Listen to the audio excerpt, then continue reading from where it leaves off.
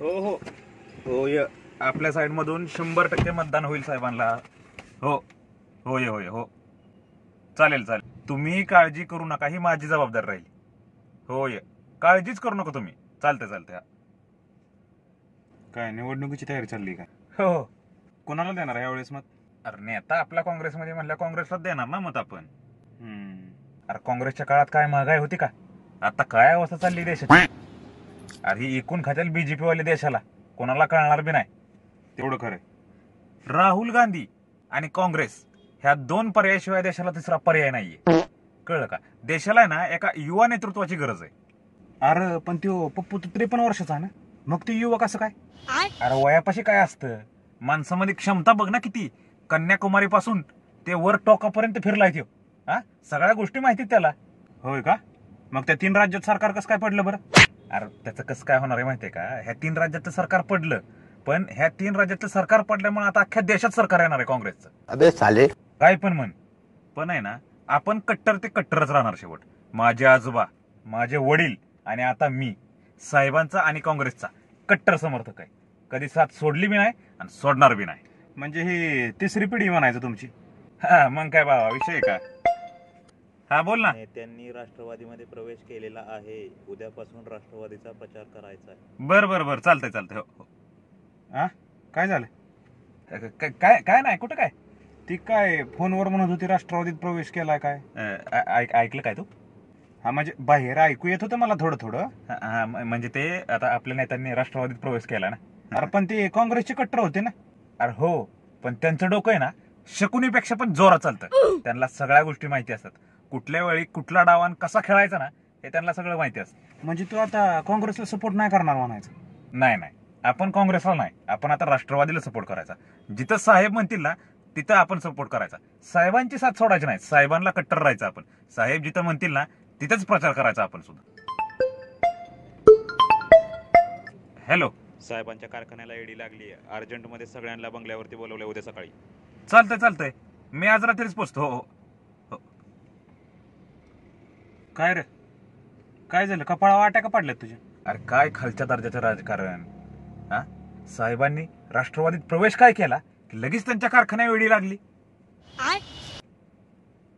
पण आमचा नेता पण आहे ना संघर्ष योद्धा आहे. ह्या सरकारसमोर आहे ना झुकणार नाही.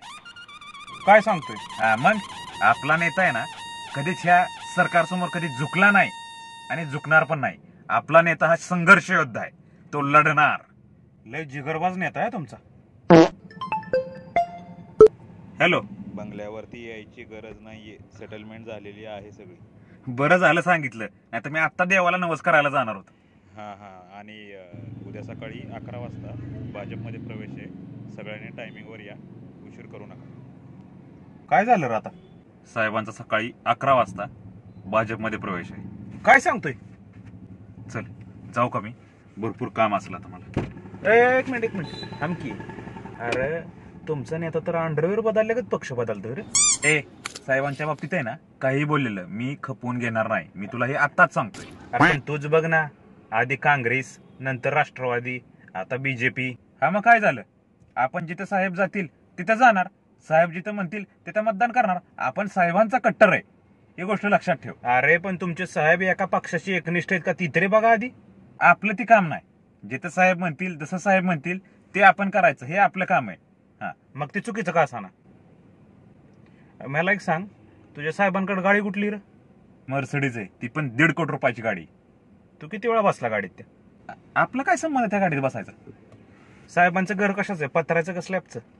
घर नाही, महाल आहे महाल. 3 एकर मध्ये बांधलाय. नाद करा, पण आमच्या साहेबांचा कुठं? तुझं घर कसलंय? नाही आता पत्र्याच आहे, म्हणजे भाड्याच्या खोलीत राहतोय. आता जागा घेऊन बांधायचं आपल्याला.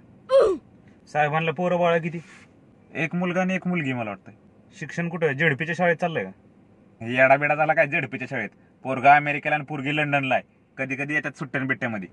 साधारण तुझ्याच वयाच्या आसपास असतील ना ती. तुझं शिक्षण किती झालंय? मी 10वीतनं सोडली शाळा आणि डायरेक्ट साहेबांच्या बरोबर गेलो.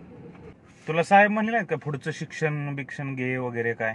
वा वा, साहेबांना आहे ना माझी काळजी. त्यांच्या कारखान्याची गाडी निघणार आहे आता, त्याच्यावर मला ड्रायव्हर म्हणून कामाला लावणार आहेत आता. मग हीच तर सांगायचा प्रयत्न करतोय ना तुला मी. अरे तुझ्या घरच्यांनी 3 पिढ्या घालवल्या आणि तू तवा बी कार्यकर्ताच होती ना, अजून बी तुम्ही कार्यकर्ताच होय. म्हणजे साहेबाच्या बापाने त्याची लाईफ सेट केली, त्याच्या पोराची लाईफ सेट केली, आणि तुमचा साहेब आता त्याच्या पोराची लाईफ सेट करतोय. म्हणजे मला काय समजलं नाही. म्हणजे हे लक्षात घे, त्यांनी जर कार्यकर्त्याचा विचार केला असता तर आज तू बेरोजगार नसता. तुझ्याकडे बी स्वतःची 4 चाकी गाडी असती आणि त्यातनं तुझा बाप बी फिरला असता ना. भाड्याच्या घरात राहत नसता तो अजून.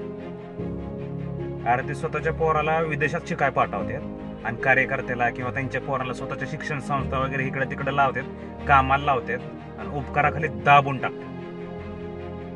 स्वतः ते निवडून येणार, अब्जाधीश होणार, आणि हे सामान्य कार्यकर्ते जनतेला हिंदू, मुस्लिम, दलित या जातीपातीच्या राजकारणात अडकून ठेवणार.